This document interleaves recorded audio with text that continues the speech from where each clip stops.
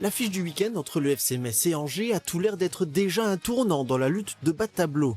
Malade, les 3 prochains adversaires des Grenats constituent-ils la dernière chance dans la course au maintien? C'est la question du jour. Calme plat au mercato hivernal, un prétendant se retire du dossier Sané, un jeune va résilier son contrat et un retour inespéré comme rumeur d'arrivée. On fait le point. Bonjour à toutes et à tous, bienvenue dans votre nouveau numéro du Graouli Mag, le dernier avant cette fin de mercato. Non, il est encore lundi dans les toutes dernières heures, on sait jamais, hein, les rebondissements, nous on attend que ça. On va déjà commenter ce qu'il s'est passé cette semaine du côté du FC Metz avec nos chroniqueurs du jour, à commencer par Patrick Muller. Salut Aymeric, salut tout le monde. Alors, on a joué au football hier. Voilà, tout le monde ici d'ailleurs, sauf Yannick qui a préféré s'entraîner. De toute façon, tous les anciens pros déclinent chez nous. On commence à se poser la question si on va encore les appeler comme ça. Donc simplement, à la fin de cette émission, j'aimerais bien un treuil pour sortir de ce fauteuil. On fera ce qu'il faut pour. On fera ce qu'il faut pour. À tes côtés, il était avec nous sur les terrains. C'est Rémi Alézine. Ouais. Bonjour à tous. Qui lui n'a aucun souci, il a gagné. Il a tout remporté. Toujours un peu de soucis, un peu de bagarre, mais sinon tout va bien. Et c'est celui qui n'a pas répondu à l'invitation, oui. C'est comme ça. Bon on lui en veut un petit peu, mais on l'invite quand même. C'est Yenyang Bakoto. Ça, bonjour à tous. Et bon, non, l'invitation, ça va tenir. Je vais venir un jour au soccer avec les anciens comme Borby, etc. On va un peu remettre les choses dans l'ordre. Ah, parce que ça chambre un peu, mais voilà. On est bien content qu'ils viennent jamais. Là, c'est pas une mauvaise chose. Hein. Non, pas vu la prestation d'hier, non. Ouais. On va, nous messieurs, pas parler du FEF, quoique on pourrait tenir facilement 1 heure dessus. On va plutôt revenir sur tout ce qui s'est passé. Mais attention, il n'y a pas que vous, il y a aussi notre veuve du jour, c'est Nathan qui était là lui aussi. Hein. Oui, on fait jouer tout le monde, nous. Salut Nathan. Salut Aymeric, salut tout le monde. Ouais, j'ai mal aux jambes aussi. C'est pour ça qu'on est tous assis dans ces bons canapés qu'on a bien fait d'acheter en début de saison. On va tout de suite passer à la première partie de cette émission. Si vous le voulez bien, c'est le débat.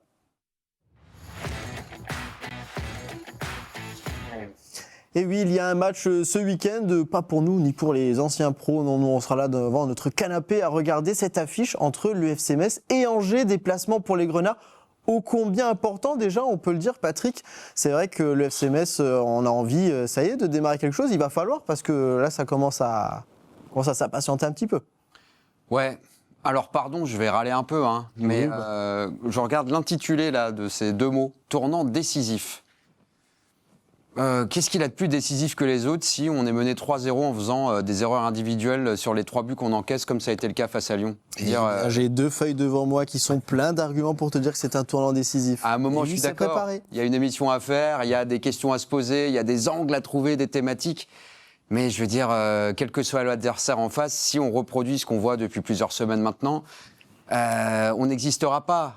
Que ce soit Angers, alors oui, évidemment, c'est une équipe beaucoup plus malade que ne l'était l'Olympique Lyonnais qui était sur cette victoire consécutive. Hop, déjà un argument. D'accord. Et il n'y aura pas Hendrick, ok.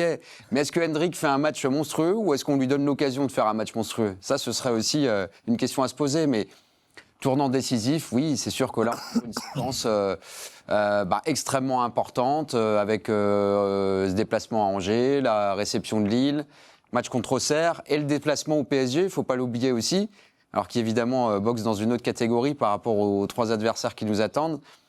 Mais tournant décisif ou pas, il va falloir montrer autre chose défensivement. Ça paraît bête à dire, mais quand tu encaisses 45 buts en 19 matchs et quand tu vois la manière dont tu les encaisses, bon voilà, est-ce qu'il a fallu qu'il y ait comme ça une espèce de match, un petit peu d'adaptation par rapport aux exigences qui étaient celles de Benoît Thavenot sur ce match face à Lyon? Est-ce que ces consignes, notamment sur le fait de jouer très haut, vont être différentes ou pas? Mais si on n'arrive pas à gérer la profondeur, si on n'a pas un joueur qui est un petit peu concerné par un repli tout en étant positionné haut, on n'existera pas. Voilà. Le FC Metz n'a d'autre adversaire que lui-même, en fait. Voilà. Très bien, on change tout. Désormais, on change tout. Je devrais faire une thématique sur est-ce que le FC Metz n'est pas son propre adversaire. Je considère, moi, après 19 matchs de championnat. Rémi, c'est vrai qu'on se pose tout de même la question parce que y avait, on va dire, le fait que Lyon était un petit peu dans une autre galaxie à ce moment-là. C'était la première de Benoît Thavenot après quelques séances d'entraînement. Alors, il a dit qu'il n'avait pas encore toutes les cartes entre les mains concernant ses joueurs. Aujourd'hui, on n'aura plus cette excuse-là, en tout cas encore moins face à Angers. On va donner la statistique quand même, c'est face à la 15e attaque de Ligue 1, ce serait quand même bien de ne pas en prendre 3 face à la 15e attaque de Ligue 1. Ouais, tu sais, mais Angers, c'est l'équipe type contre laquelle on fait souvent des excès de prétention parce qu'on estime pour un tas de choses, mais qui sont des choses finalement qui sont pas trop des datas de fête 2025 ou de 2026, voire même de la décennie 2020, on estime que le FC Metz est dans la même catégorie qu'Angers. Parce que c'est un petit club qui n'a pas un gros palmarès, c'est un club qui, quand il perd Esteban Le Paul, n'a pas forcément les armes pour recruter un attaquant de calibre. Et pourtant, c'est une équipe qui arrive à faire ce que nous, on rêverait de faire, qui se stabilise, qui n'est pas en danger permanent, qui n'est pas dans une sorte de... Parce que tournant décisif, ouais, Patrick a raison, on peut le mettre à tous les matchs, parce qu'on est dans un contexte où tu te dis forcément, si tu perds ce match, ça y est, le deuxième pied en Ligue 2, tu le mets. Mais à chaque fois, tu te reposes la question, tu le perds ce match, parce que bien évidemment, au FC Metz, tu perds bien souvent plus que tu ne gagnes. Et le match d'après, tu te dis, oui, mais bon, c'est pas complètement mort, puisqu'il y a deux équipes qui sont malades un petit peu comme nous, et on essaye d'être la moins pire. Mais dans ces équipes, il n'y a pas Angers. Angers, alors c'est pas européen, c'est pas glamour, c'est pas une mégalopole mondiale, mais c'est une équipe qui fonctionne diablement mieux que le FC Metz, qui est beaucoup plus discipliné, dont les joueurs semblent un peu plus concernés par le projet, qui n'a pas l'air en crise permanente, qui n'est pas tout le temps dans la victimisation comme peuvent l'être les dirigeants du FC Metz. Donc voilà, on est face à cet état de fait-là où on se dit, bon, bah, il faut absolument gagner ce match, et en plus, bah, c'est que Angers, donc forcément, on a aussi l'espèce de jurisprudence où cette saison, dos au mur, on a réussi à enchaîner 3 victoires consécutives, alors qu'on semblait complètement au fond du gouffre avant de jouer Lens. Alors, j'ai cru moi aussi à la thèse du redressement, mais bon, de plus en plus, c'est la thèse du miracle. Voilà, ces 3 matchs-là, c'est une parenthèse enchantée, mais c'est une parenthèse. La forme régulière du FC Metz, c'est ce qu'on voit depuis le début de la saison, et c'est très déceptif. Donc oui, voyons-le comme un tournant décisif, parce qu'il faut que les joueurs le voient comme ça, Patrick. C'est que pour les joueurs, il faut que ce match apparaissent, et ceux d'après aussi, comme le match de la dernière chance. Parce que il faut faire un bon résultat à Angers. Tu n'auras pas le choix d'enchaîner quelques bons résultats pour aboutir à un maintien qui sera un maintien miracle.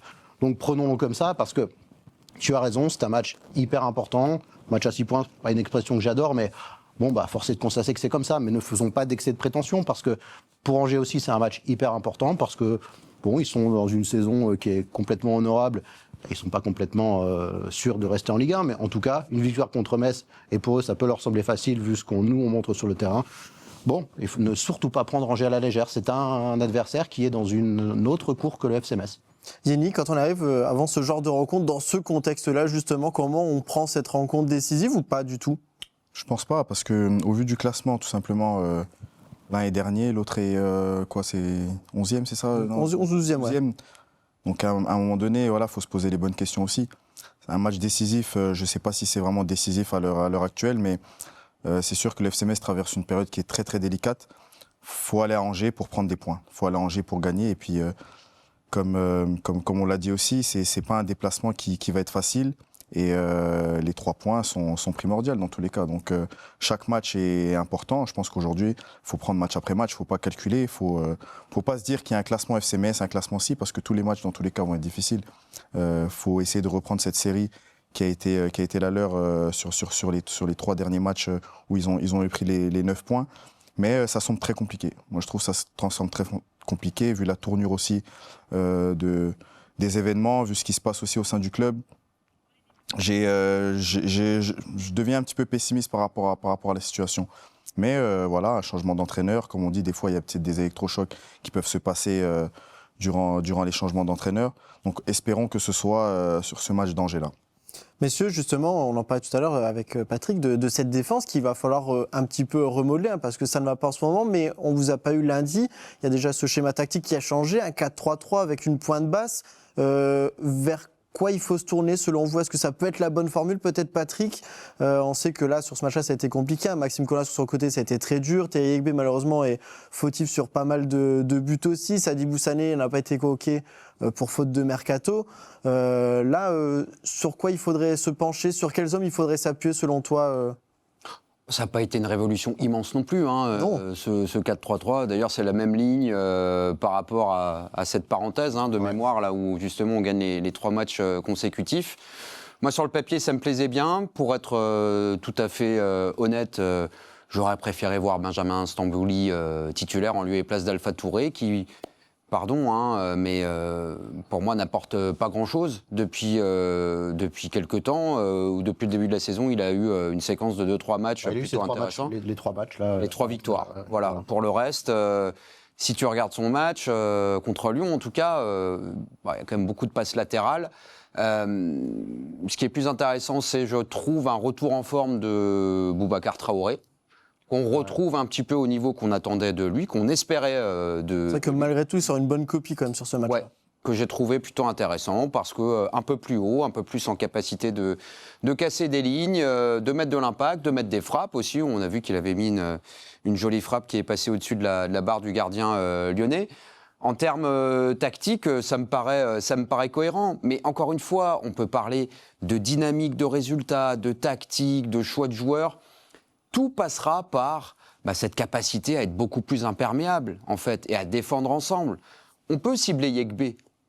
C'est vrai que, alors je ne sais plus si c'est sur le 2e ou le 3e, le but de Kluivert, où on se dit, mais qu'est-ce qu'il fait, quoi ? T'as le défenseur central qui vient couper comme un attaquant au premier poteau, et puis il est 2 mètres derrière, sur une ou deux chevauchées aussi de Hendrick, joueur extraordinaire quand même, Bon voilà, il est mouillé, mais pas plus que, enfin un peu plus que les autres. Mais je veux dire, il y a un comportement global défensif. Moi, j'ai eu l'impression de revoir le match contre Montpellier par séquence, quoi. Où on se fait marcher dessus, on se fait transpercer. Il y a des boulevards de 40 mètres où on n'est pas là. Donc, tant qu'on défendra comme ça, et c'est vraiment un problème collectif, on ne pourra rien espérer. Quand bien même ce n'est que Angers. Si justement, je reprends ton idée de ne pas les prendre de haut parce qu'ils ne méritent pas de les prendre de haut. Non, bien sûr que non. Parce qu'effectivement, historiquement, c'est un club beaucoup plus stable que nous, qui a réussi à s'installer en Ligue 1 assez durablement avec peu de moyens, moins de moyens que nous d'ailleurs, il faut aussi le dire. Voilà. Donc, oui, il y a l'aspect tactique, mais encore une fois, on pourra utiliser tous les choix qu'on veut, faire, utiliser toutes les options stratégiques qu'on voudra. Si on n'est pas capable de défendre plus intelligemment, on ne peut rien espérer. Et j'ai souvent entendu, oui, mais il nous manque des joueurs d'expérience, etc. Regarde la ligne défensive, ce ne sont pas des perdreaux de l'année. Donc parfois, je me pose des questions par rapport à ça, à cette incapacité à défendre ensemble, au fait que chaque but quasiment soit entaché d'une erreur individuelle. Là, si on n'est pas capable, à ce stade de la saison, c'est-à-dire presque en février, de corriger ça, on ne pourra pas exister. On ne pourra pas accrocher ce maintien. Ou alors, effectivement, comme l'a dit Rémi, on n'est quand même pas terrible cette saison, il faut être un peu moins nul que les plus nuls. Voilà. Oui, mais encore aujourd'hui, dans les 3 derniers, ça ne t'assure pas de rester en Ligue 1. Non, mais ça t'assure au moins d'avoir une chance de faire les barrages et donc d'avoir une chance de te sauver. T'as quand même un mauvais souvenir du barrage quand t'es dans la peau d'un club de Ligue 1. Oui, mais quand je vois qu'on est dernière et il y a 19 journées, c'est presque inespéré de pouvoir être barragiste. À l'heure actuelle, si on nous propose à tous, on prend. Est-ce qu'on est barragiste, on le prend. Bien sûr. Très honnêtement, j'ai du mal à imaginer le FCMS qu'on va actuellement beaucoup plus haut. Donc bien évidemment qu'on le prendrait. Après, évidemment que la double confrontation, on est bien placé pour le savoir dans les deux sens. Ça nous a souri, mais... On se souvient très bien, une saison... De toute façon, tu ne peux pas insulter le football. La saison où on fait le barrage pour se maintenir en Ligue 1, tu avais un joueur de Ligue 1, Miko Tadze, qui a fait d'énormes miracles et qui t'a mis dans cette position-là. Souviens-toi que ça tient à pas grand-chose. Ouais, et un collectif qui ne méritait absolument pas de se maintenir. Donc le football, à un moment donné, te sanctionne. Donc à voir si Taverneau va peut-être trouver une solution. On ne va pas lui tomber dessus. Moi, j'ai pesté contre sa nomination et je continue à le faire pour le symbole. Après les compétences de football et d'entraîneur, j'attends de voir et j'espère que je vais être agréablement surpris. Il y a des choses qui sont quand même... C'est pas ce que j'ai vu sur le terrain qui est positif contre Lyon. Par contre, on se dit tous, là, depuis des semaines, Stambouli.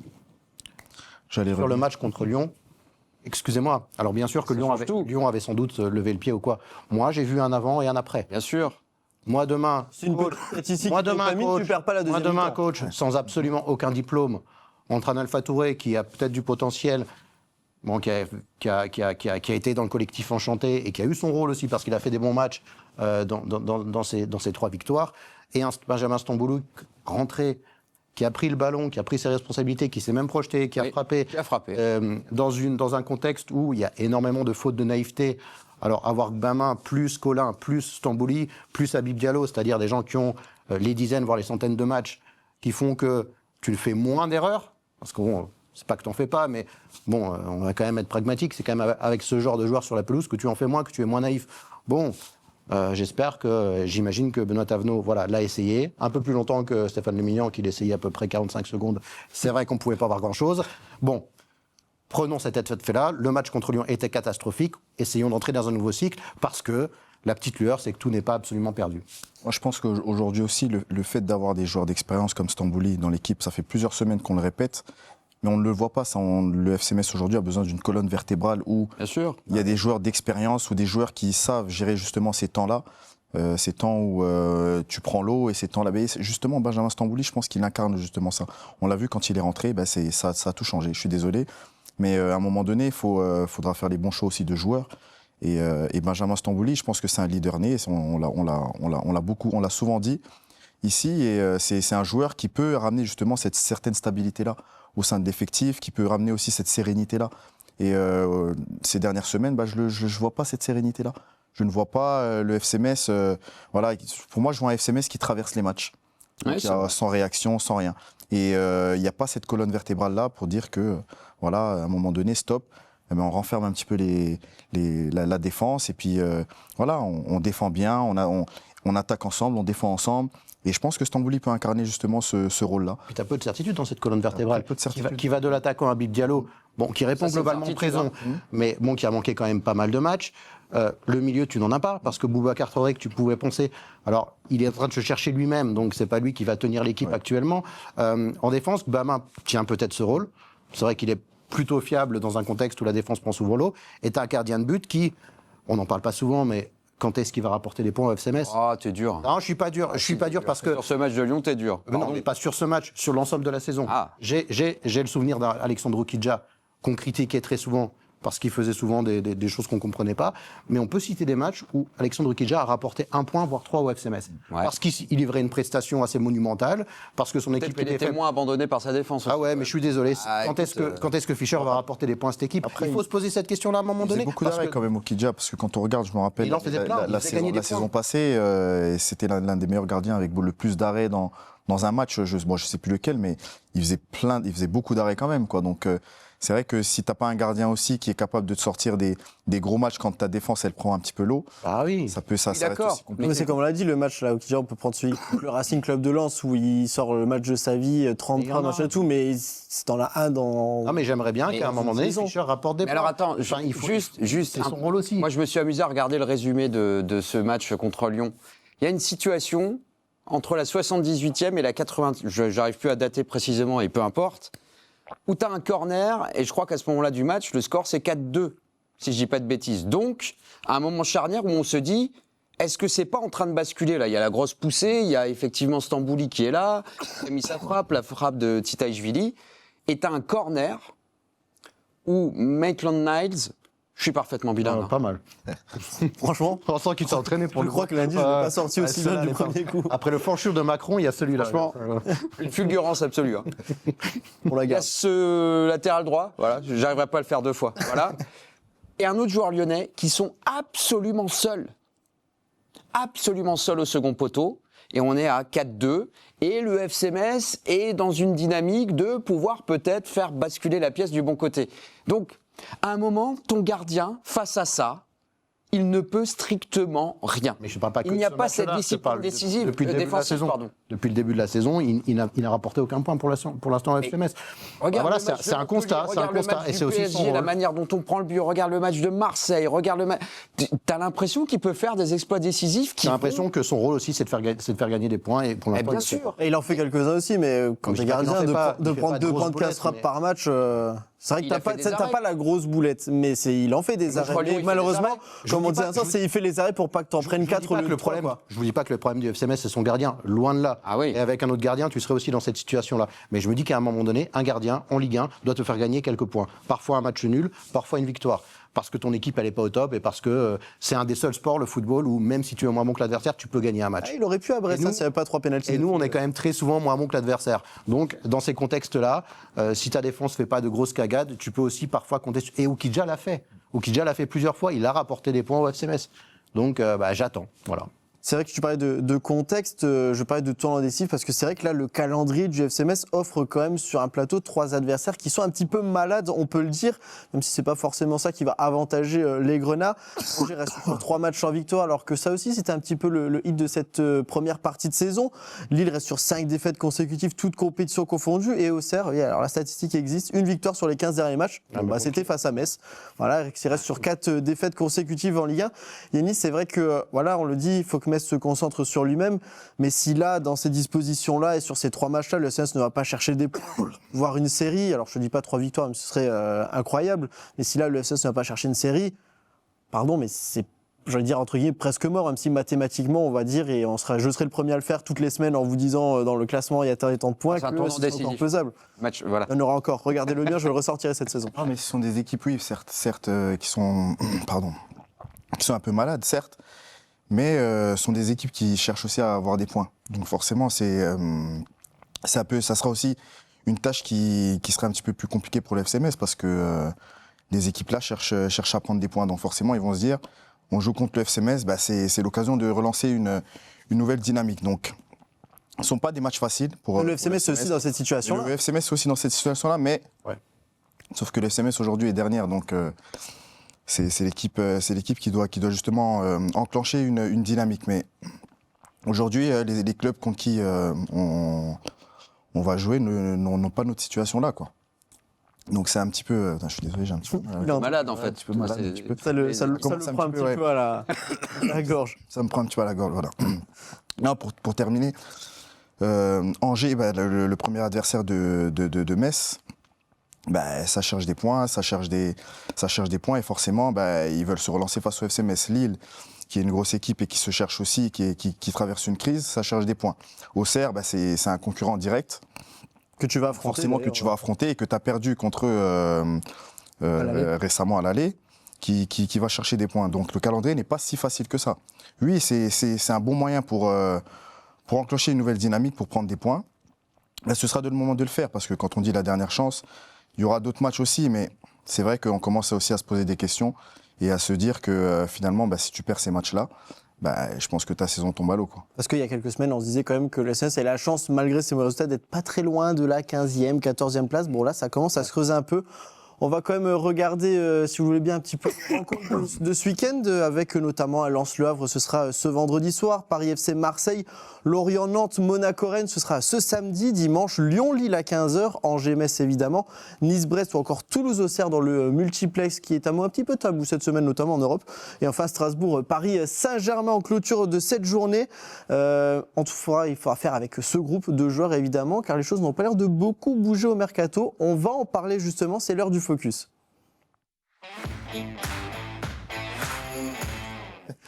Et oui, c'est vrai qu'on regarde et on est en pleine période de mercato. Alors on le sait, il y a certains qui se posent la question. C'est bien jusqu'à ce lundi 20h, évidemment. Il y a encore l'occasion de faire quelques mouvements. Le FC Metz qui pour le moment n'en a pas fait, en tout cas pas au niveau des arrivées. Ça se fait au niveau des départs, on le sait, il faut vendre avant d'acheter ou avant de voir potentiellement des joueurs arriver. Et au niveau des départs, il y a du changement, et notamment dans le dossier Sadibou Sané. Il est annoncé très proche du club Bruges qui avait posé 6 millions d'euros pour s'attacher les services du défenseur central. On apprend d'après Sacha Tavolieri que le club ne serait plus forcément très emballé, peut-être déjà pris aussi par sa rencontre de Ligue des Champions qui s'est bien passée pour les Belges cette semaine, mais peut-être que le transfert pourrait capoter. Patrick, ça commence à faire beaucoup pour Sadibou Sané. Il y a eu cet été, il y a eu cet hiver maintenant. Pas évident de surfer quand il y a une valeur marchande sur les règles du mercato et sur le championnat, car c'est aussi pour ça qu'il n'a pas été pris ce week-end. Oui, en même temps, si je suis décideur à Bruges, je me dis, je ne vais pas juger un joueur sur une demi-saison. Mais ce qu'il a montré en 2025-2026, c'est quand même pas extraordinaire. Voilà. Et si on considère qu'il n'a peut-être pas été terrible en 2025-2026 parce qu'il n'est pas parti lors du mercato précédent, à un moment, tu dois montrer quelque chose si tu veux être un joueur référencé en Ligue 1 et un joueur qui potentiellement peut aussi partir à l'étranger, quand bien même seulement en Belgique. Bon, c'est pas dégradant non plus, hein, c'est un club qui est qualifié pour la Ligue des Champions et qui cible peut-être effectivement d'autres joueurs maintenant. Ça reste un joueur qui a du potentiel, on l'a vu quand il a été relancé par Stéphane Le Mignan. Bon, moi, au début, je ne me rappelle plus sur quel match c'était, mais ce qui m'avait un petit peu agacé, c'est l'argument qui consistait à dire, je cite l'entraîneur à l'époque, Stéphane Le Mignan, c'était « il a fait 10 bonnes séances ». Bon, pour moi, ça me paraît être le minimum. Bon, quand on voit ce tacle, tu te dis, mais c'est incroyable, inconcevable. T'as mis le même hier, hein. Je pourrais faire ça quand même à dire aux gens. sur un terrain de foot à 5, où il n'y a aucun autre enjeu que celui de la véritable gloire. Bon, mais blague à part, non, c'est... Voilà, c'est un garçon qui, pour moi, garde son potentiel. Voilà. Rien ne dit que les choses ne vont pas bouger d'ici lundi. Évidemment. Voilà. Il y a aussi cet aspect à garder en ligne de compte. Est-ce que c'est une bonne nouvelle de le garder ? Comment ? Si jamais ça se fait pas, est-ce que c'est une bonne nouvelle de le garder ? Pas nécessairement. Bien sûr, on va pas se plaindre d'avoir Sadibou Sané dans l'effectif. Mais en l'état, 4 joueurs sur une rotation de 2, Oui, évidemment que ce ne serait pas forcément une mauvaise nouvelle de le conserver. Mais s'il partait, je pense qu'on survivrait quand même. Enfin, je ne sais pas. Mais c'est quand même un exploit du FC Metz d'arriver à se créer des problèmes avec des joueurs quand même à fort potentiel. Sadibou Sané a un fort potentiel. Oui. Il ne l'a pas encore montré en Ligue 1, mais ce qu'on a vu l'année dernière en Ligue 2 laissait quand même présager de beaux espoirs sur ce joueur-là. Le problème, c'est qu'on manque de clarté.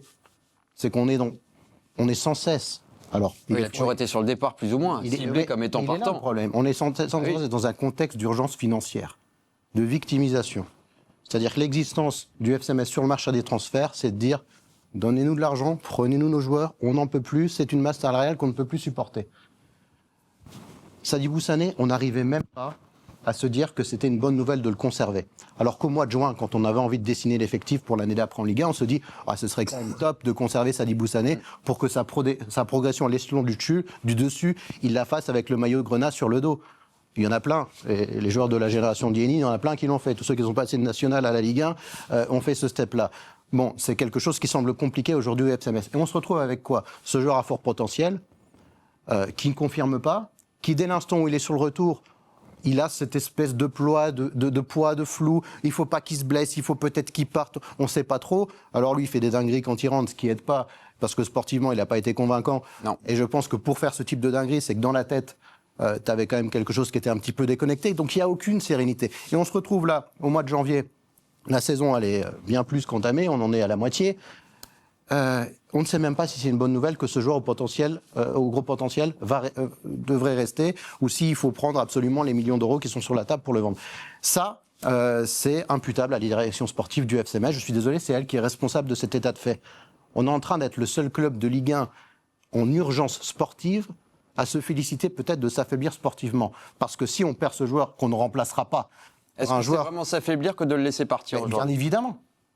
Parce qu'aujourd'hui, tu perds un joueur qui était redevenu titulaire. Tu perds un joueur qui potentiellement peut être titulaire en Ligue 1. Tu perds un joueur qui a été suspendu 6 matchs au total. Hein. Parce que tu ne reprendras pas. Oui, mais je te parle du potentiel, Patrick. Ce joueur-là, tu l'as fracassé. Le potentiel, ce sera la saison prochaine. Et en fin de saison, donc quoi qu'il en soit, il serait parti. Parce que tu n'as pas su gérer ces situations-là. Tu as des joueurs aujourd'hui, tu ne sais même pas pourquoi il est là. Assoro, ça fait 2 années sabbatiques qu'il est au FC Metz. On ne sait pas pourquoi il est là. Personne ne peut le prendre. Et on a des tas de profils comme ça aujourd'hui. Sabali, on a un joueur qui devait partir il y a 6 mois. On ne sait pas aujourd'hui. Peut-être qu'il va partir, peut-être pas. On ne sait même pas s'il est heureux d'être à Metz, ce mec-là. Donc tout ça, ça pèse sportivement. Et on a un club qui, alors qu'il devrait se renforcer s'il avait une ambition de se maintenir en Ligue 1, va peut-être s'affaiblir. Alors je te dis pas que c'est une catastrophe absolue, parce que depuis le début de la saison, t'as pas eu besoin de Sadibou Sané, mais t'es dernier de Ligue 1. Oui. Donc t'aurais eu besoin d'un joueur de qualité en tant que défenseur central. Oui. Voilà, c'est une catastrophe absolue, la gestion sportive du club. Et Sadibou Sané, c'en est qu'un des nombreux symboles, malheureusement. Et malheureusement, il y en a peut-être un autre qui ne va pas forcément faire pencher la balance dans le meilleur des cas, c'est celle d'Ismaël Guerti. Alors, on vous l'avait annoncé au début de Mercato, on parlait de départ, mais notamment sous la forme d'un prêt. Finalement, ça ne prendra pas cette forme-là. Ça devrait être une résiliation de contrat, alors qu'il avait signé son premier contrat professionnel cet été pour rejoindre Aubagne en National 1. Ça, par contre, Yenny, c'est vrai que c'est quand même un sacré retournement de situation. Tu viens de signer ton premier contrat pro. Déjà le résilier après une demi-saison, on le voyait peut-être plutôt plus aller en Ligue 2 s'aguerrir parce qu'il y avait peut-être ce petit potentiel-là. Finalement non, c'est petite déception. C'est vrai, Rémi l'a dit, mais qu'est-ce qu'on fait avec ces joueurs-là, quoi? C'est vrai qu'aujourd'hui, il n'y a rien de clair, en fait. Parce qu'on voit pas de... Il n'y a pas un chemin... Il n'y a pas de chemin clair, il n'y a pas voilà, il a fait quand même ses rentrées, il a quand même joué, c'est peut-être un joueur à venir. Donc pour moi, la logique, oui, ce serait peut-être de le prêter alors pour qu'il puisse avoir des matchs, pour qu'il puisse s'aguerrir et revenir un peu plus fort et un peu plus, avec beaucoup plus d'expérience, comme on a pu le faire avec Miko Tadze, qu'on en parlait tout à l'heure. Mais aujourd'hui, voilà, il n'y a pas de ligne directive. On ne sait pas en fait ce que le club compte faire. On ne sait pas ce que le club veut faire avec tous ces joueurs. Aujourd'hui, oui, on parle beaucoup de départs, mais il n'y a pas d'arrivée non plus. Oui, on veut des départs pour avoir des arrivées, mais aujourd'hui, on a besoin de se renforcer. Le FC Metz a besoin de se renforcer avec des joueurs qui connaissent la Ligue 1, avec des joueurs qui sont potentiellement aptes à maintenir le club en Ligue 1. Aujourd'hui, moi, je vois pas de... avec l'effectif qu'on a aujourd'hui, ben, ça me paraît assez compliqué. On ne l'a pas su faire lors des 6 premiers mois. Pourquoi, dans la tête du supporter ou dans nos têtes à nous, qu'est-ce qui changera avec ce même effectif-là pour qu'on puisse se maintenir? Là, la question qu'on peut peut-être se poser pour essayer de faire un petit peu l'avocat du diable, c'est vrai que là, tu perds 3 joueurs sur ce mercato. Alors, 2,5, on attend l'officialisation pour Guerty. Tu perds Madjo, tu perds Morgan Bokele qui a été prêté à Dunkerque, Ismaël Guerty. Bon, ce ne sont pas des joueurs qui ont eu un énorme temps de jeu sur la première partie de saison. Bokele, ça interroge un peu plus quand même. Un petit peu plus, mais après, lui, il va en Ligue 2, il est prêté jusqu'à la fin de la saison, il n'y a pas d'option d'achat. Bon, tu peux peut-être comprendre aussi, avec la forme, je sais pas, de Tita et Julie, surtout avec cette nouvelle compo, peut-être, pourquoi pas. Mais ce pas des joueurs non plus qui ont eu beaucoup de temps de jeu. Alors, est-ce que cette qualité que l'on a mis en avant, notamment dans les discours du président, est-ce que tu perds en qualité en te séparant de ces joueurs-là ou pas? Il y a une symbolique, effectivement. C'est pas Ismaël Guerty qui aurait sans doute permis d'acquérir le maintien. On est d'accord. Mais effectivement, il y a qu'est-ce que tu fais d'un joueur que tu as signé, à qui tu donnes un petit peu de temps de jeu, et finalement, comment on peut l'interpréter, en fait, cette situation? S'il va s'engager en National 1 et s'il est prêt à rompre son contrat, c'est que y a ce club qui se dit... voilà, on est prêt à vraiment miser sur lui, à mettre un billet. Et lui se dit, là, j'aurai du temps de jeu. Je m'assois sur mon premier contrat pro. J'en signe un autre avec un salaire qui sera inférieur. Mais c'est encore un potentiel éventuel du FC Metz qui part dans la nature. Et qu'effectivement, on aurait pu sécuriser en le prêtant. Je sais pas, dans un club de national, pourquoi pas d'ailleurs, mais pour en faire un vrai titulaire. Et là, c'est encore quelqu'un qui nous échappe. C'est plutôt ce symbole-là, effectivement. Alors oui, quand vous parlez tous les deux de flou, la question, oui, là, on peut se la poser. Mais on a eu l'occasion d'en parler dans une émission précédente. Le fond du problème concernant le FC Metz aujourd'hui, Yannou, on en parlait la dernière fois, c'est qu'en fait, il n'y a pas de projet véritable. Il n'y a pas de vraie ligne directrice. Puisque on commence la saison en disant, il faut vendre pour qu'on puisse équilibrer les comptes. Factuellement, c'est sans doute vrai. Mais il y a une autre manière, je pense, de donner un petit peu d'émotion aux gens, donner un petit peu de paillettes et d'étincelles aux supporters qui suivent ce club et de détourner un petit peu cette problématique-là et de réussir à faire ce que font des clubs comme Angers, par exemple, ou comme Le Havre, qui, sur les 5-6 mercatos derniers, n'ont peut-être pas pu recruter parce qu'ils n'en avaient pas la surface financière, mais réussissent à faire des coups. Réussissent à contourner un petit peu ce blocage-là. La baisse des droits télé, oui, alors à Metz, on est passé de 17 à 4 millions. C'est vrai, là aussi c'est factuel, mais c'est le cas pour tout le monde, en fait. Et aujourd'hui, je me répète, le FC Metz est face à une interrogation existentielle. Qu'est-ce qu'on veut faire de ce club? Qu'est-ce que peut espérer ce club? Quel est le projet? Si on descend en Ligue 2, ce sera la 12e fois depuis les années 2000. Où on va, en fait? Alors après, Sadi Boussané ou d'autres. Sadi Boussané, je te disais juste, s'il part, le Sadi Boussané dont on parle depuis quelques mois, je ne vais pas forcément le pleurer, même si bien évidemment que c'est un joueur talentueux, qui a du potentiel, qui a peut-être pu dégoupiller parce que c'est pas clair dans sa tête. Le problème de ce garçon, c'est qu'il n'y a pas vraiment de flou pour le coup. C'est qu'il a toujours été partant, mais ça ne s'est jamais finalisé. Et ça donne une situation d'entre-deux, où il est là sans être là, où on ne peut pas vraiment miser sur lui. Bon, voilà. Mais la situation de Guerty, pardon, je suis parti dans tous les sens, mais la situation de Guerty, moi, elle est un petit peu triste, quelque part. C'est-à-dire que là, clairement, c'est un garçon qu'il aurait fallu sécuriser, un pari sur l'avenir, et il se dit, je préfère aller en N1 et signer un nouveau contrat, plutôt que de continuer à appartenir au FC Metz. C'est ça qui est un petit peu, symboliquement. Ouais. Si tu descends en Ligue 2. Comment ? Si tu descends en Ligue 2, Ça risque d'arriver. Tu mises sur qui? Ben oui, aussi. Tu mises T'as sur raison, qui, t'as raison, bien quel sûr, joueur? Bien Donc sûr. en fait, j'ai l'impression que c'est un peu au jour le jour. Ouais. Donc on fait un Eh oui, petit oui. peu, voilà, on essaye de tirer un petit peu au jour le jour. Bon, on a des joueurs, mais on les a pas. À un moment donné, oui, ben faut faire de l'argent, faut vendre ci, faut vendre ça. Mais aujourd'hui, si Metz descend en Ligue 2, c'est avec quel joueur? Et l'FC Metz, j'ai l'impression aussi que n'attire plus. Donc c'est peut-être aussi d'où aucune arrivée. Bah, peut-être que aujourd'hui les joueurs préfèrent signer par exemple à Angers, préfèrent signer au Havre, préfèrent signer dans Oui. un club qui potentiellement peut monter de Ligue 2 à Ligue 1 qu'au FC Metz. Mais c'est aussi le paradoxe, quand tu vois Mounango, l'entrée qu'il fait contre Lyon, elle est prometteuse. Tu te dis, mais l'air de rien, saison après saison, on arrive quand même à trouver des mecs. Oui, mais voilà, mais on sera content s'il part après avoir fait entre 10 et 15 matchs, parce qu'il aura fait au moins 10 matchs avec le maillot du FC Metz. On en est là aujourd'hui. Oui. On donne le message aux jeunes du FC Metz qui ont 16, 17, 18 ans. Pour être utile à ce club-là, il faut qu'on te revende très vite. Oui. Et la possibilité, elle est là parce que la porte, elle est ouverte comme ça. Elles sont énormes, les portes battantes qui sont ouvertes. Bon, alors, et ça aide aussi parce qu'aujourd'hui, il y a des clubs anglais qui sont prêts à mettre 12 millions d'euros sur un mec qui n'a pas marqué un but en professionnel et qui a fait 5 matchs. Bon, la problématique est là aussi, et il est vrai qu'elle n'existait pas il y a 20 ans. Bon. Mais le problème, c'est que pourquoi les gens viennent plus à Metz aussi? Parce que le discours est jamais conquérant. Le discours est toujours victimaire. C'est jamais de notre faute. Les droits télé, ça a touché tout le monde. Le Covid, ça a touché tout le monde. La guerre en Ukraine, ça a touché tout le monde. Non, mais voilà. Et sauf qu'on a l'impression que chez nous, ça a des conséquences multipliées par. Alors peut-être parce qu'on est dans le berceau de l'Europe, je sais pas. Moi, je cherche les raisons, je les trouve pas. Parce qu'aujourd'hui, un club comme Le Havre, c'est pas forcément, ça fait pas forcément rêver, mais en tout cas, quand j'écoute les dirigeants du Havre, ils ont une posture qui est un peu plus conquérante. C'est Oui. peut-être de l'esbrouf, mais ils sont pas. faudrait faire un peu plus d'esbrouf. Mais ils sont pas là juste après une descente à dire attendez les gars, on sera pas armés pour la Ligue 1. Il faut déjà qu'on trouve du pognon et après peut-être qu'on aura une équipe qui saura jouer au football, mais pour le moment c'est pas la priorité. On arrive en janvier. Attendez les gars, on est dernier, mais on peut pas se renforcer. Il faut qu'on vende nos gamins qui ont 14 ans parce que sinon, il faudra vendre la cathédrale. Mais parce qu'il est là, je caricature énormément, mais il est là aujourd'hui le discours du FC Metz. Donc toi, tu es un joueur professionnel de 25-26 ans qui peut potentiellement apporter quelque chose au FC Metz. Tu dis, attends, eux, je vais pas aller là-bas parce que c'est la misère totale. Ils sont pas capables de payer les joueurs, ils sont pas capables de les Mais conserver. après, Rémi- Et sportivement, il n'y a absolument aucun projet. Et en plus de ça, quand tu regardes que depuis 25 ans, tu restes jamais plus de 2 saisons en Ligue 1. Non, mais voilà. juste Et une toute petite C'est pour nuance. ça qu'aujourd'hui, Angers, Le Havre, c'est là, Lorient, c'est là, et Metz, c'est tout en bas. Mais mets-toi à la place des dirigeants. Quand tu as 12 millions qui arrivent pour Maggio, tu le fais le transfert. Tu le fais le Mais transfert. toi, tu me parles d'une décision qui te semble incontestable. Je me mets à la place des dirigeants depuis 20 ans. C'est que des là, décisions on parle pas de la même lunaires. chose. Le dernier changement de coach, il est complètement lunaire. Oui. On prend un coach que plus personne au club ne voulait voir. La sphère Antonetti, plus personne ne voulait en entendre parler. Qu'est-ce qu'on fait? On va prendre son adjoint et on le met dans une situation de crise. C'est incroyablement lunaire.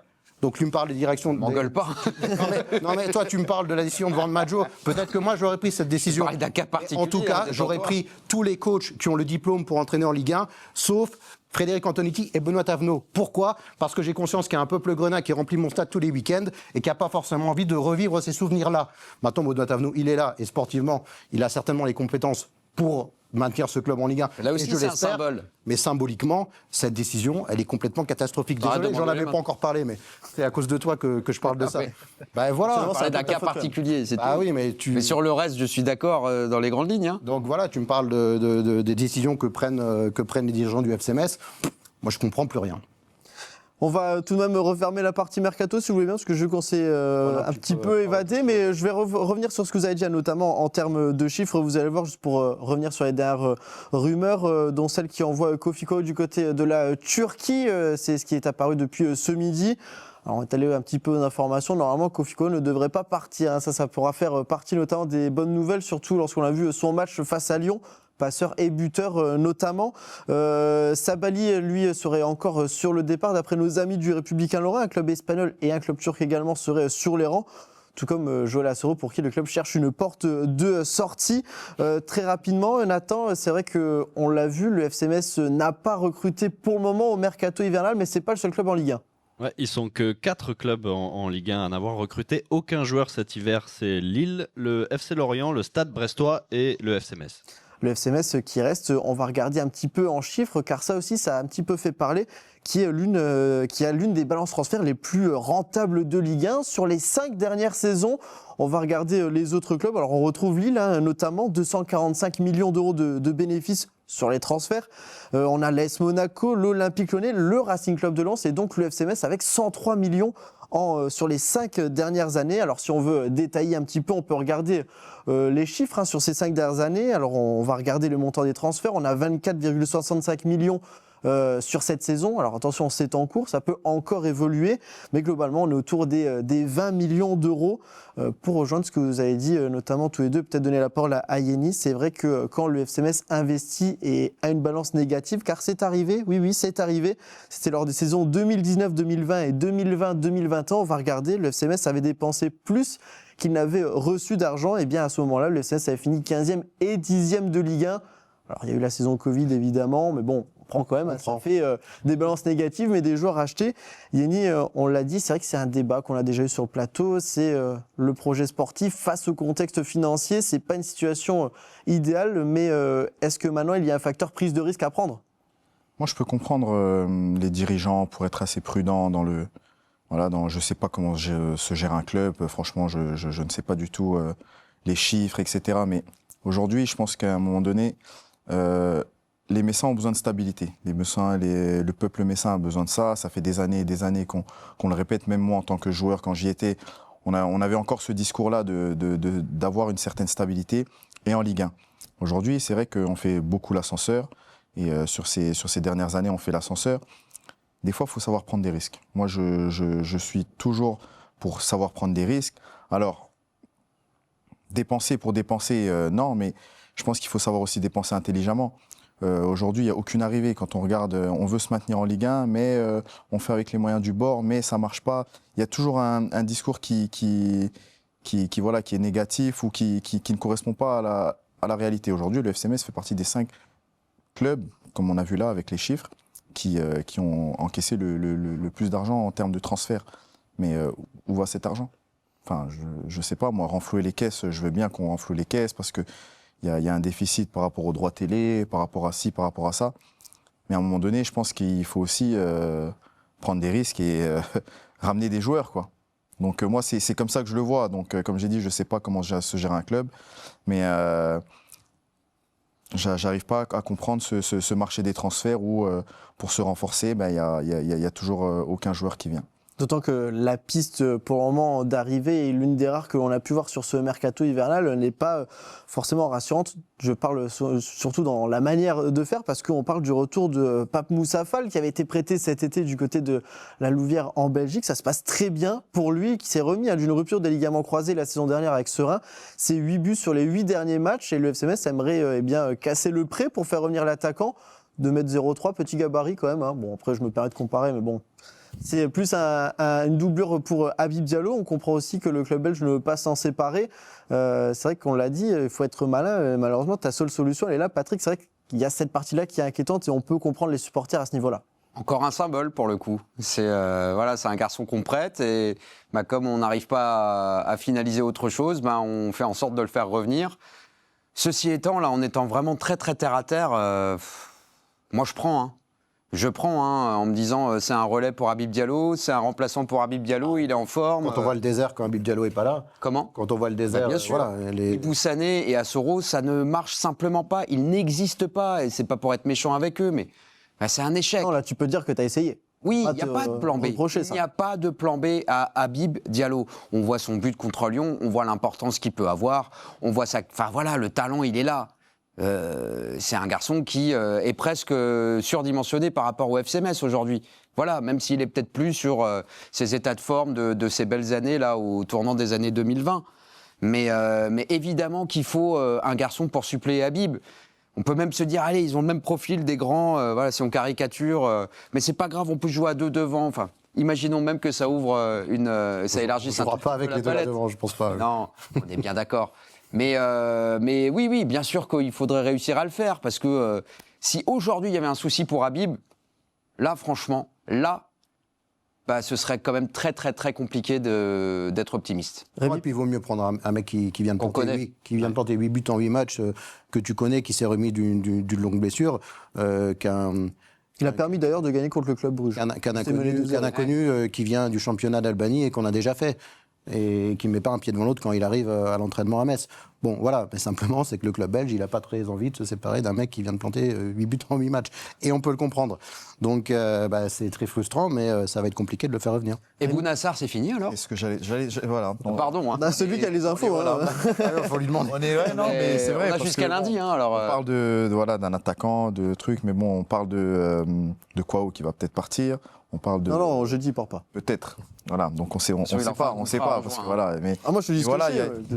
il y a des départs, mais on a un joueur qui est là, qui s'entraîne très très bien, qui explose même les tests, etc. Mais qui est toujours pas là et qui est libre, et qui coûte pas cher et qui attend qu'une seule chose, c'est de jouer.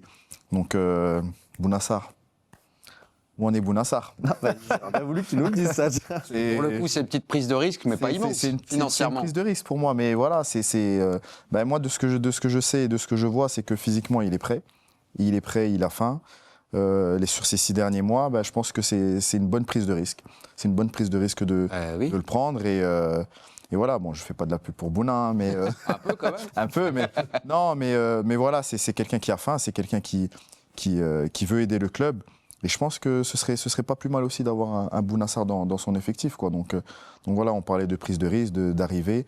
Et je pense que c'est une arrivée qui peut faire énormément de bien. Pour terminer sur cette séquence avec tout ce que vous avez déjà pu évoquer sur le mercato qui illustre un petit peu la situation du FC Metz et notamment, vous le disiez, sur des projets à moyen terme. Est-ce que le FC Metz n'est pas un petit peu aussi en mode survie? Est-ce que sans ces rentrées d'argent qu'on a vues de 20 millions par an qui sont obligatoires, est-ce que le FC Metz sera encore à ce niveau-là en fait? Oui, mais alors, On l'explique tous les 6 mois. moi, on l'a parlé dans une émission précédente, mais moi j'ai tiqué sur cette sortie du président qui dit ah oui, on a fait Maggio à 12. Oui, mais ça c'est pour. Mais alors, comment on aurait fait sans ce transfert alors? Ils cherchaient des millions déjà. Mais oui, non, mais alors on va jamais investir alors, puisqu'on va toujours à chaque fois se dire. On va toujours combler le trou. Oui, mais alors à un moment, si. C'est le message qui est passé tous les ans, ça, de toute manière. Ah oui, on est prévenu de ça, on peut pas le dire, on est prévenu. C'est ce que disait Yeni. Sans doute que la réalité est beaucoup plus complexe par rapport à la conversation qu'on est en train d'avoir. Mais si tu fais un calcul rapide, 25 millions de produits de transfert sur la saison, en début d'année, il fallait 20 millions pour équilibrer les comptes. Donc si on fait le calcul, il reste un tout petit peu de marge pour faire peut-être un transfert. Donc moi, je peux comprendre la vision un petit peu bon père de famille, si je puis dire. Allez, c'est peut-être pas la bonne formulation, qui consiste à assurer ses arrières, à se dire il faut passer devant la DNCG chaque année, il faut avoir des finances solides et stables. Mais à un moment, à quoi bon? Enfin, Après, sur les dernières saisons, tu avais quand même un peu plus de vision sur les valeurs marchandes des joueurs. Tu savais que Mikotadze, tu allais en tirer beaucoup, Lamine Camara aussi. Peut-être que tu as plus cette vision-là, que Bryan Maggio, c'est un peu une aubaine, mais là, tu enlèves Bryan Maggio aujourd'hui. Qui aujourd'hui est une assez grosse valeur marchande pour boucher 20 millions? Tu l'as vu cette saison, tu les as pas fait, les 20 millions. C'est tellement disproportionné par rapport au stade du garçon que c'est une manière d'anticiper le fait que tu en feras moins après. Peut-être un petit peu, parce que là, quand tu regardes les droits télé, on sait qu'avec Ligue 1+, ça va un peu mieux, mais tu apprends aussi que ces sénateurs, ils font pas les chiffres qu'ils auraient espéré faire. Donc tu sais pas non plus où c'est que tu vas naviguer, surtout si tu sais pas si tu vas en Ligue 1 ou en Ligue 2. Je me pose la question, hein, c'est une mais encore une fois, comment font les autres, parce que ce qu'il faut quand même laisser à la direction, c'est qu'elle vend très bien. Elle vend très bien, ces joueurs. Encore une fois, 12 millions pour Bryan Maggio, pour moi, c'est énorme. Voilà. Non, mais tu as une petite prise de risque. On va concéder ça cette année, c'est sur la masse salariale. Un Mib Diallo, il revient. Un Boubacar Traoré, on enlève ce qui. Un Bounassar. Bounassar, peut-être que c'est 800 000 par mois, parce que ça paraît compliqué à prendre. Mais non, mais la prise de risque, elle est là. Tu as payé des indemnités pour prendre ton gardien de but. Goubamin, tu ne le fais pas venir pour rien non plus. Donc il y a la petite prise de risque pour être compétitif, et tu ne l'es pas en plus cette saison en Ligue 1, a été, je pense, de gonfler la masse salariale par rapport aux exercices précédents. Bon, mais je vous rejoins que quand je vois 25 millions de rentrées sur la dernière saison, je me dis que Bounassar doit vraiment demander beaucoup pour que son embauche d'un mec qui est là depuis plusieurs semaines, compétitif et qui demande qu'à porter ce maillot messin, qui pourra apporter très certainement sportivement, mais également en termes d'expérience, parce que lui, les dizaines et les centaines de matchs de très haut niveau, il les a. bon, ne nous privons pas de ça, c'est pas une prise de risque, bon, sauf si ça fait vriller les comptes du club, mais ça, c'est une autre histoire. Il ne reste que quelques minutes. Bon, on aurait pu parler notamment de temps additionnel. On va le mettre de côté pour cette fois. C'est pas grave. Je vais tout de même trouver une question encore dans ma besace. Ne vous en faites pas. Mais c'est vrai que est-ce que vous restez tout de même confiant pour ce mercato? Est-ce que vous pensez que ça peut se libérer ou absolument pas? Et est-ce qu'avec cette équipe-là, vous pensez que les AS peut jouer le maintien ou pas? Ça, Vous avez déjà globalement répondu. Mais ça, c'est une question intéressante, en fait. La question de fond, c'est ce que nous a dit Frédéric Harpidon. Pour le coup, moi, je suis assez d'accord avec lui. Toute petite parenthèse rapide. Quand il dit après le match de Lyon, si je résume, et si je caricature là peut-être aussi, ils ont eu de la réussite et nous, on n'en a pas eu. Non. C'est pas ça qui s'est passé sur le match contre Lyon. C'est pas ça. C'est à la mi-temps qui fait une déclaration complètement... C'est ce qu'il dit dans l'esprit. Ouais. Bon. Ça, j'ai pas compris. En revanche... Que Lyon était très réaliste, et ça, par contre, c'est un peu vrai. Ils ont eu simplement du talent. C'est pas de la réussite. 5 occasions, 4 buts, c'est de l'efficacité. Et c'est pas du tout la même chose dans le football. Bon. Mais quand il dit on a théoriquement un effectif qui doit être taillé pour nous permettre d'acquérir le maintien, moi, je suis assez d'accord. Ça justifie pas forcément la frilosité par rapport à ce mercato hivernal. Voilà. Mais est-ce que cet effectif est en capacité de se maintenir? Théoriquement, oui. Maintenant, encore une fois, si on encaisse les buts comme on les encaisse, on ne pourra rien espérer. Et tu peux faire 2 recrues supplémentaires ou... il y a un problème de diagnostic. On ne diagnostique pas, à mon avis, assez bien cet effectif. Fred Antonetti, qui a fait également des bonnes choses au club. L'année du Covid, où ça termine 15e, on est un petit peu en danger au mois de janvier. Sun Tzu n'est pas au niveau, il s'en va. Oui. Dylan Brown arrive, Vincent Pajot arrive, ça fait toute la différence. Oui. On n'a pas pris Zidane. On a pris 2 joueurs qui étaient sur la relance et qui avaient de l'expérience. Et ça nous a permis d'être 15e avant l'arrêt du championnat. Eh bien, il nous reste plus que quelques jours, toujours un peu moins entre chaque émission, mais lundi, ce sera la dernière ligne droite, le jour le plus long, comme on aime l'appeler dans le mercato, celui où peut-être tout va se libérer pour le FC Metz. En attendant, eh bien, on va attendre et on va surtout regarder ce match ce week-end entre Angers et le FC Metz, parce qu'il y a le mercato, mais il y a aussi le championnat ce week-end. Il ne faut pas l'oublier. Merci messieurs de m'avoir accompagné dans cette émission un petit peu animée, c'est bien, ça fait des débats un petit peu animés. J'aime bien quand ça se passe comme ça. C'est que mon tournant décisif, finalement, on l'est peut-être un petit peu. Peut-être pas sur ce match-là, mais sur le mercato. Nous, on se retrouve évidemment dès lundi pour débriefer le match. À très vite sur Moselle TV.